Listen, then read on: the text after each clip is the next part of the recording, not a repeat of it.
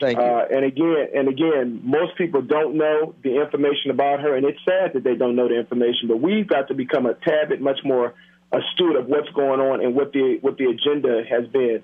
And the same thing applies to for those individuals that take the time to even look at the health care bill.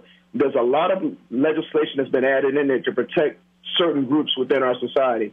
And, of course, Planned Parenthood was scheduled to get a lot of dollars out of this, which, again, was all intended to get rid of blacks. So it always bewilders me why the black community continues to be so faithful to organizations and to a party that has always been around for express intent to remove us or to at least to marginalize us. Now, of course, things have changed over the years, but at the end of the day, it's a historical perspective that we can't take for granted. And I agree with you. And also, our seniors are going to be really crippled if health care goes through, where I saw that the Senate realizes they had to cut over $500 billion from Medicare, Medicaid, too. And our seniors who have served this country, who have been faithful and led our country, and yet now that they're getting older, we're just going to push them aside and let them just basically die prematurely. Right.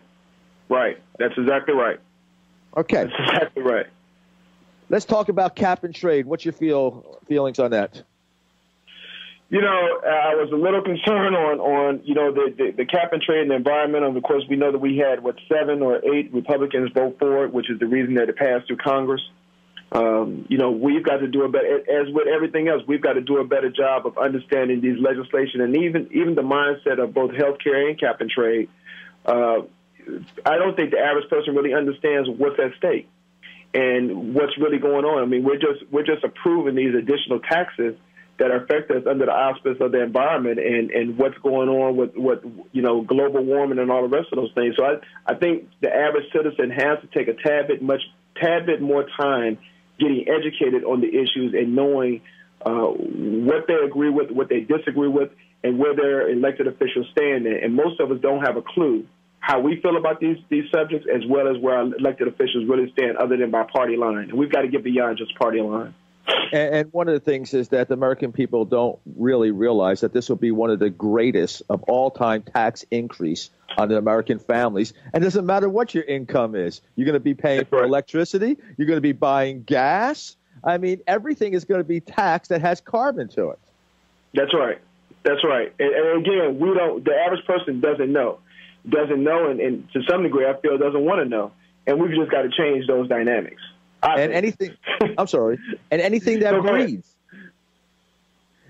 that breeds carbon dioxide is going to be taxed. So if I weigh 50 pounds overweight, therefore I am polluting the air more, I'm going to be taxed. They want to control everything that's alive, everything that has energy in it. And basically, I look at cap and trade, and maybe I'm an extremist, but I look at it as more bringing the world into unity with one another. That's right. Well, we're already leaning ourselves to become a world order. A lot of people are not really paying attention to the NAU, potentially the North American Union that's on the table in reference to Mexico, United States, and Canada kind of having one currency and one world order. We already know what's going on in Europe with the European Union. Once again, things are being set up, and most of us are not paying attention to it, and it's going to be too late after it happens. Because the train is moving, and if we don't stop the train now and put it in a different direction, we'll find ourselves being one world order. And yet the train is moving, but for the first time, I would say in decades, that the American people are starting to wake up. The majority, 70, 80% of us are conservatives, and we're finally starting to smell the coffee. We're becoming a little bit conscious, and some people are already getting involved with Tea Parties Express, town hall meetings, and they realize we got to do something or we're going to lose the nation we have. Yes, I agree with that. But what do we do and how do we do it becomes the big challenge. And how consistent, it shouldn't be just a hit and miss type of deal, which, again, we've done a lot of that. We stay passionate for a short amount of time, and we don't stay passionate throughout the election cycle. And one of the concerns that I have, even about the elections of 2010, is are we going to be as conscious of what's going on in 2009 and 2010? Simply put, we see a lot of things that are happening around our country. Many of us will forget because they'll hear, well, the economy is getting better in August of 2010, and then all of a sudden start assuming, well, they're not so bad. We just had to give it time. Well, let's look at what some of the sacrifices that we've had to make this year and remember those sacrifices next year when it's time to vote for our elected officials. And the other thing is that the media out there is not actually informing the people as to what exactly is happening, and so people have to, spend a lot of time digging through the maze of information on the web to get some truth. And I've talking to a lot of people, I hear this is like everyone has their own opinion, but it's not. Sure. What is the real truth out there is hard to decipher for the ordinary person. Well, and again, I think part of that is intentional, which goes back to, one, talking at the grassroots level, and grassroots is at the lowest denominator, which we're talking about the Board of Education in your county, your city, your municipal races, and in certain localities, like in the state of North Carolina, they're nonpartisan races, but nonpartisan just means that that's what we say on the outside, but it's very much so partisan. We got to take time. The Internet is a beautiful thing. We can research things on the Internet. We can fact check.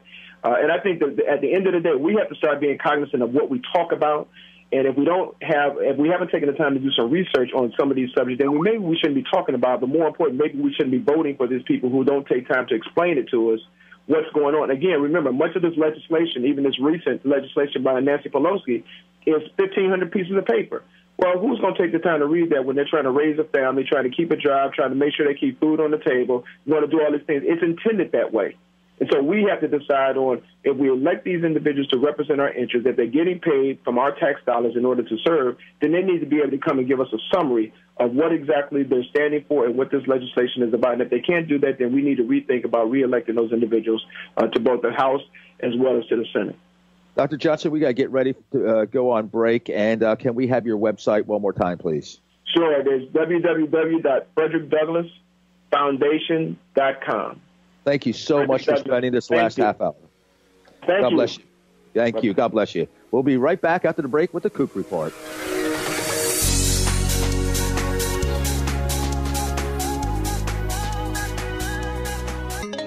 This is the Tan Talk Radio Network.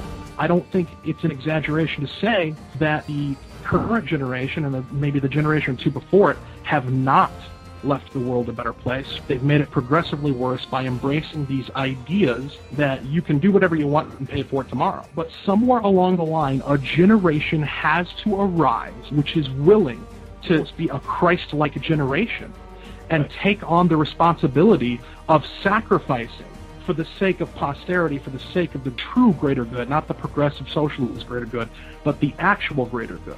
We have to be willing to say, you know what? I don't need to collect that check. I don't need to get paid off on the boondoggle.